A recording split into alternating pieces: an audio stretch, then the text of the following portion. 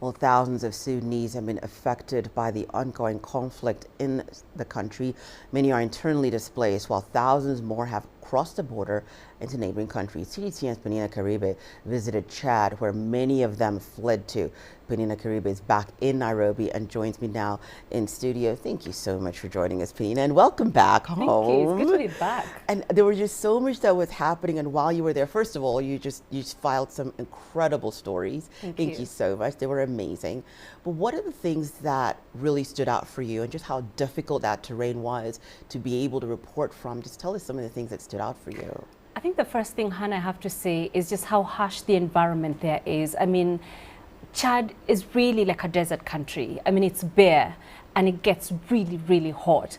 One of the things I had trouble adjusting to was the sun rising up at 4:30 in the morning. So by 5, it looks like it's 8 in the morning. By 11, Hannah, the temperatures were peaking at 42 degrees Celsius.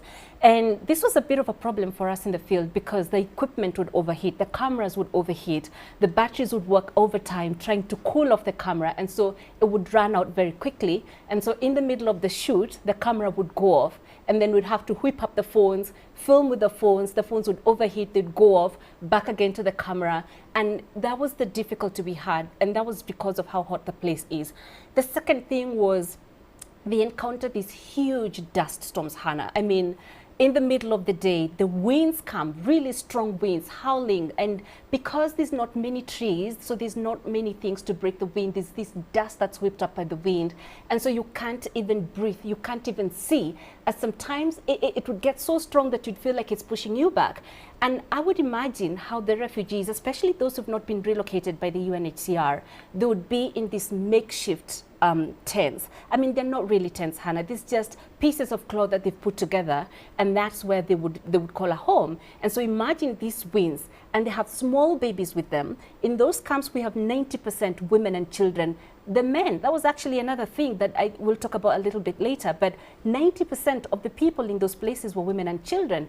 And so I was struggling to see and breathe because of how strong those dust storms were. And I kept thinking to myself, how must it be for the small children then? You can imagine. And then when it rains, because the rainy season is just about to come, and it did rain a couple of days before we came back, and it would soak, you know, those makeshift tents would soak the water because it's really clothes they put together, you know, and the clothes, you can imagine, they soak the water, they're sheltering in those makeshift tents, so it's really difficult conditions for them. The other thing was the infrastructure. It's non-existent. Now, I remember every assignment we went to would be in a different location. And it would take us hours, Hannah, to get to just one location.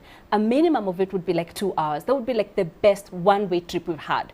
You know, difficult terrain, so we'd struggle. I remember we were going to Borota one Sunday, and that's Borota, what you're looking at on the screens. And when we were going there, we tried to get the road on Google Maps, you know, and it was there, surprisingly. Google Maps has the route mapped out. But that road is non-existent. So you're going through rocks, you're climbing up rocky hills, you're going through dry seasonal rivers. So by the time you got there, it was 4 hours. So combine that, the rough terrain, the harsh temperatures, and by the time you get into your location, you're already exhausted. And then you have now to deal with the equipment shutting off.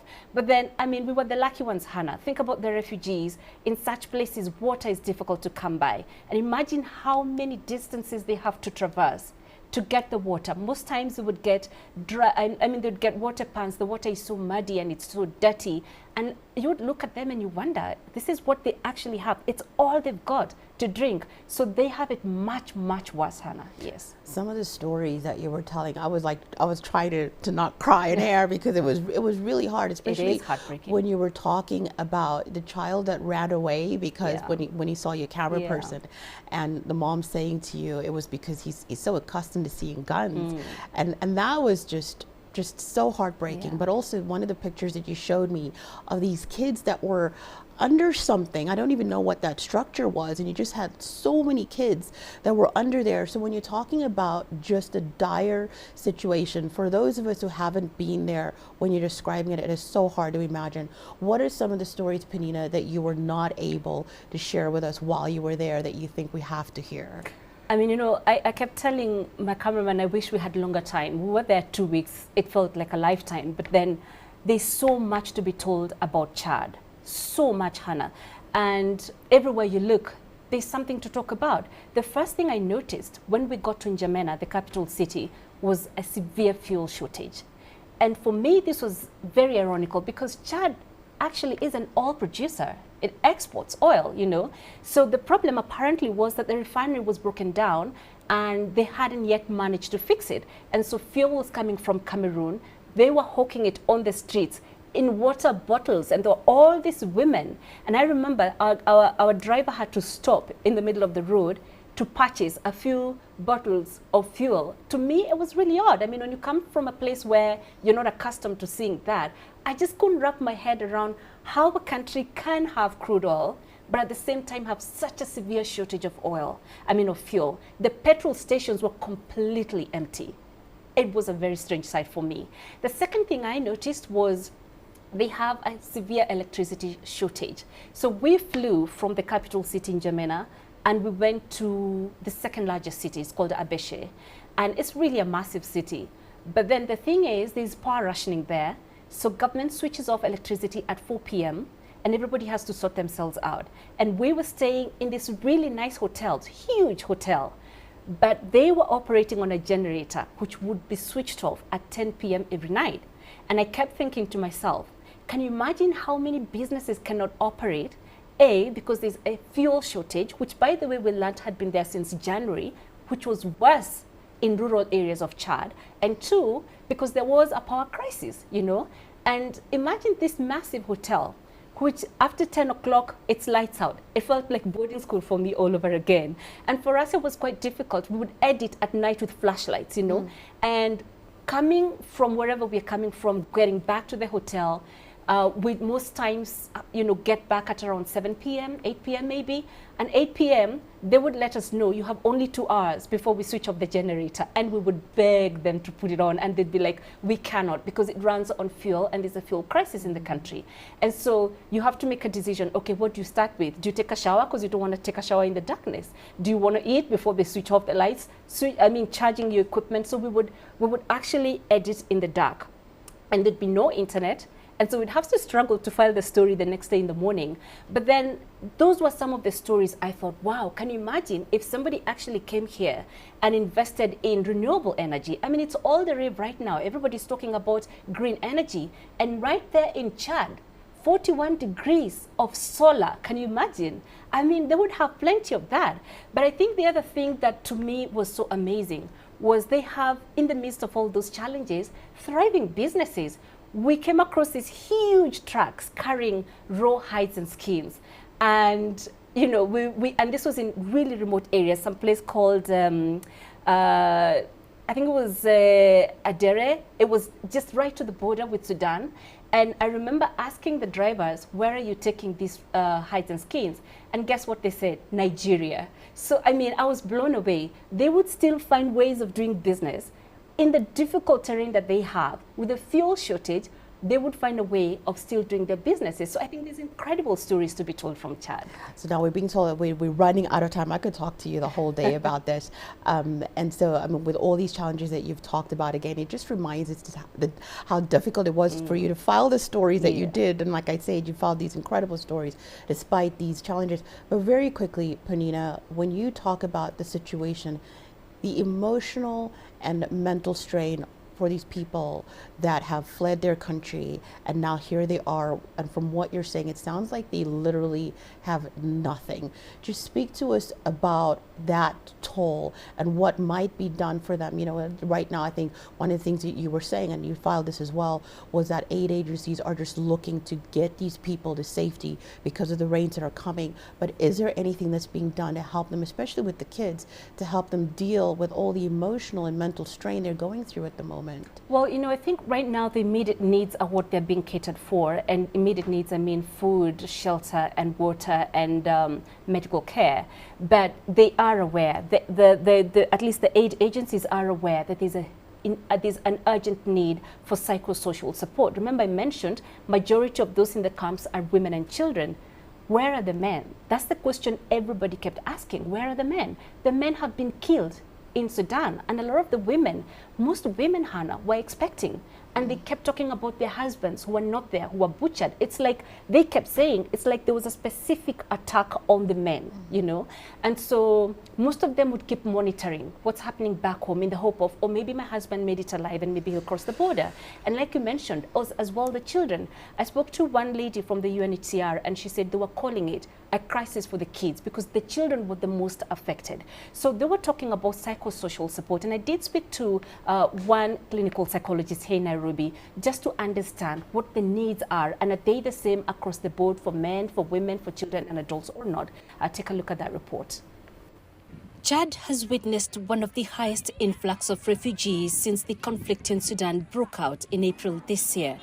The fighting between the Sudanese military and the paramilitary rapid support forces has killed hundreds, injured thousands, and displaced over 1 million people from Sudan. Many of them have fled to safer parts of the North African nation. Tens of thousands have, however, crossed into neighbouring Chad. Most of them have been psychologically scarred by their experiences. The Janjaweed militia attacked our village early in the morning. They killed livestock and burned down houses. 62 people died in that attack. We fled and crossed over into Chad. The men went back into the village to collect the things that were not destroyed by the Janjaweed. Out of those men, 11 were captured by the militia. They cut off their arms, their legs, and gouged out their eyes. There were dead bodies everywhere.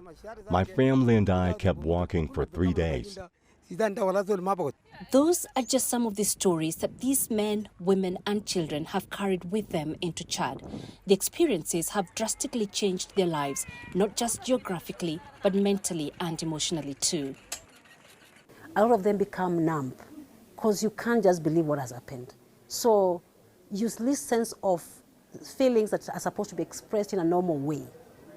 A lot of them will experience a lot of nightmares at night. They're sleeping and they're having all this that is coming back, etc. And of course, as we're saying, that it's going to be very personal in a very different way, depending on other factors, for example, previous experience, or being a child, or being an adult, or being that. A lot of them feel helpless. Everybody has been affected. So who helps who? Humanitarian aid agencies are providing much-needed essentials such as water, food and shelter to those in the camps. There are also plans to give counselling to the refugees. Mental health practitioners say such help should be tailored to meet each individual's needs. As an adult, at least I have this, I can be able to recognize things that have happened. I can think rationally. My cognitive experience is already expanded. And therefore, I know what's happening. I know that people are fighting or things are happening. And therefore, the experience for me and for a child are going to be different. For children, they're just confused. They don't understand what is going on. Most of them don't even know what emotions to express. Most of them are very scared. And you see them regress a lot of time and they act out. This has been a rough start for many of the refugees. They have to rebuild their lives all over again in a new country, surrounded by strangers, people they now have to forge new relationships with. Mental health practitioners say in most emergencies, such as in conflicts or natural disasters, emotional needs of the victims are often overlooked. They insist psychosocial support is central to a wholesome healing process. In refugee camps, what we're simply saying is that we need a lot of support in terms of mental health support, physical health support. A lot of religion is also a protective factor.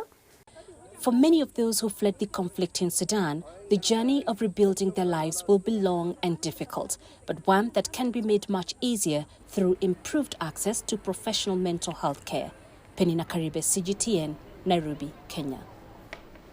So Hannah, I think listening to the clinical psychologist is talking about even children, how they cope with it, how they're not able to express their emotions. And you know, one thing she didn't mention in that report was adolescents in most cases are the most affected.